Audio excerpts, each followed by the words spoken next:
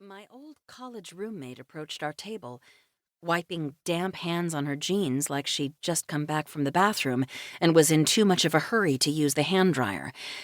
"Mindy," I said. I was so taken aback that my brain short-circuited, and for a minute, I thought Professor Blanchett must have invited her as some sort of prank. But Mindy had barely set foot in the history department, and Professor Blanchett wasn't the pranking type. Mindy didn't wait for me to stand. She bent over and hugged me right where I sat, but the angle was awkward, encircling my shoulders. Immobilized, unable to really hug her back, I patted the back of her arm with a hand. "It's been so long," she said with a sigh, drawing back.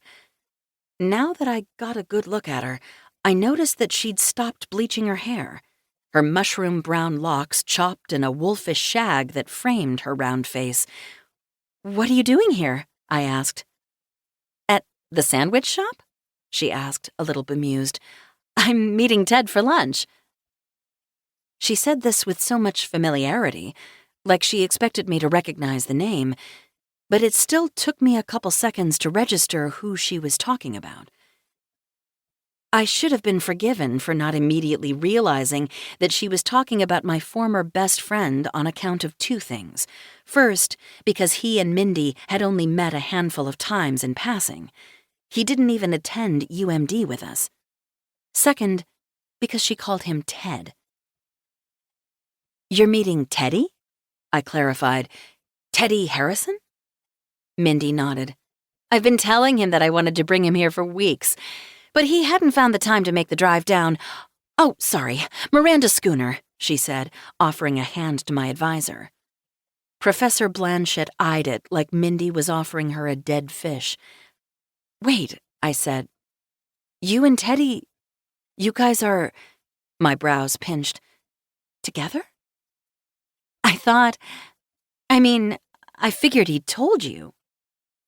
Professor Blanchett sighed theatrically, leaning back in her chair.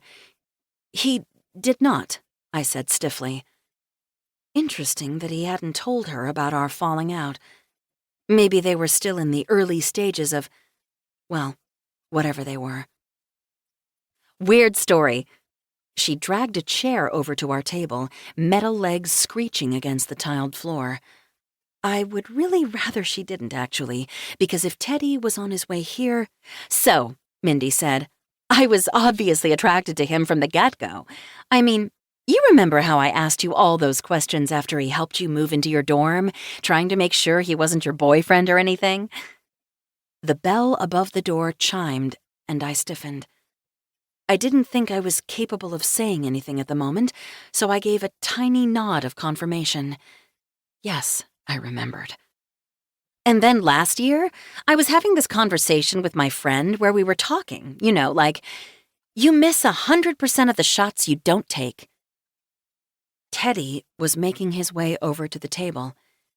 He didn't seem to have registered who his girlfriend was talking to. There was a rising feeling in my chest, something burning its way up my throat like it was looking for a way out. Panic, or maybe bile. And I was like, damn, that's real. Because there was this guy that I met a couple times back in college who I was super attracted to, but I never had the balls to just go for it. But then I remembered that I added you. She pointed at me, and it felt very accusatory, like I was a suspect in a lineup, on Facebook. And I was like, she has to have him on her friends list. They were best friends, right? So I looked, and there he was. She glanced up at him warmly, and he snaked an arm around her back, bending to plant a kiss on her cheek. Bile. It was definitely bile in my throat. I gave them a close-lipped smile. "How sweet."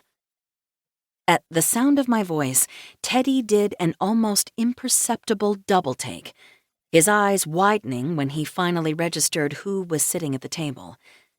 His lips parted in surprise, but neither of us said anything.